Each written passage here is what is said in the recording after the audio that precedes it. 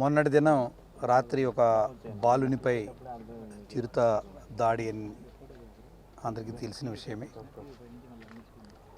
ఆ దాడి తర్వాత వెంటనే తిరుమల తిరుపతి దేవస్థానం శ్రీ కార్యనిర్వహణాధికారి ఆదేశాల మేరకు తిరుమల తిరుపతి దేవస్థానం అటవీ శాఖ మరియు ఆంధ్రప్రదేశ్ అటవీ శాఖలు సంయుక్తంగా ఈ యొక్క చిరుత ఎక్కడెక్కడ సంచరిస్తుంది అన్న దానిపై కూలంకషంగా పరిశీలించడం జరిగింది. అందులో భాగంగా నిన్నటి దినం దాని యొక్క సీన్ రీక్రియేషన్ కూడా జరిగింది. ఎలా ఆ చిరుత బాలుని లిఫ్ట్ చేయడం, ఎక్కడ వదిలిపెట్టింది, తర్వాత ఏ విధంగా అతన్ని మనం కాపాడింది, అవన్నీ కూడా సీన్ రీక్రియేషన్ జరిగింది. తర్వాత రేపటి దినం నిన్నటి దినం సంయుక్తంగా ఆంధ్రప్రదేశ్ అటవీ శాఖ మరియు తిరుమల తిరుపతి దేవస్థానమ్స్ ఈ చిరుత యొక్క ఎక్కడెక్కడ బాగా సంచరిస్తుంది అన్న ప్రదేశాలన్నింటినీ గుర్తించడం జరిగింది. ఆ ప్రదేశాల్లో సుమారు 100 కెమెరా ట్రాప్లను ఏర్పాటు చేయడం జరిగింది. మరియు ఎక్కువగా ఏ ప్రాంతంలో అయితే దాని యొక్క కాలిబాట ఉందో అటువంటి ప్రదేశాలను గమనించి 2 ప్రదేశాలలో బోన్లను ఏర్పాటు చేయడం జరిగింది. అందులో భాగంగా నిన్న సాయంత్రం 4-4:30 గంటల మధ్యలో ఈ బోన్ ఏర్పాటు చేయడం జరిగింది.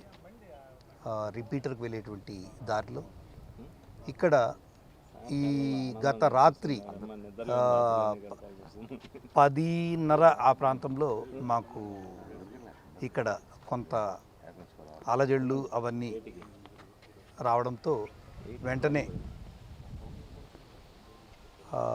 ఇక్కడికి వచ్చి చూడగా బోను 10:45 ప్రాంతంలో బోన్లో చిరుతపులి ట్రాప్ అయినట్లు గుర్తించడం జరిగింది.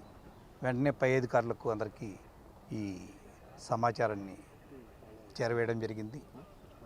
ఈ విధంగా ఈ చిరుతను బంధించడంలో ఆంధ్రప్రదేశ్ అటవీ శాఖ యొక్క అనుమతిని కూడా తీసుకోవడం జరిగింది. పై అధికారుల యొక్క ఆదేశాల ప్రకారం ఈ చిరుతను ఎక్కడైతే దానికి అనుకూలమైన ప్రదేశం ఉందో అటువంటి ప్రదేశంలో వారి ఆదేశాల ప్రకారం దీన్ని రిలీజ్ చేయడం జరుగుతుంది. Thank you. నమస్కారం అండి, నా పేరు సతీష్, జిల్లా అటవీ శాఖ అధికారి తిరుపతి. ఉన్నతాధికారుల ఆదేశాల మేరకు నిన్నంతా కూడా మనం సుమారుగా ఒక 100 కెమెరా ట్రాప్స్ని అన్ని లొకేషన్స్లో డిప్లాయ్ చేసి ఈ మూమెంట్ని అబ్జర్వ్ చేయడం జరిగిందండి. అది క్లోజ్గా మూవ్ అవుతుండడం వలన ఉన్నతాధికారులకి తగు సమాచారాన్ని నివేదించి ఇక్కడ 2 స్ట్రాటజిక్ లొకేషన్స్లో రాష్ట్ర అటవీ శాఖ అలాగే టీటీడీ అటవీ శాఖ సంయుక్తంగా ఈ లొకేషన్స్లో ఈ 2 కేజెస్ని ఏర్పాటు చేయడం జరిగింది, ట్రాప్ కేజెస్ని. నిన్న రాత్రి ఒక చిరుతపులి ఈ కేజ్లో మనకి బంధించబడింది.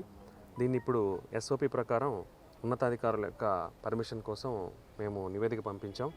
వారి యొక్క ఆదేశాల మేరకు దానిని సురక్షిత ప్రాంతంలో ఇంటీరియర్ ఫారెస్ట్ ఏరియాస్లో ఎక్కడైతే మనకి వాటర్ అవైలబిలిటీ అండ్ ప్రైవేసీ ఉంటుందో అట్లాంటి ఏరియాస్లో వదిలిపెట్టడం జరుగుతుందండి.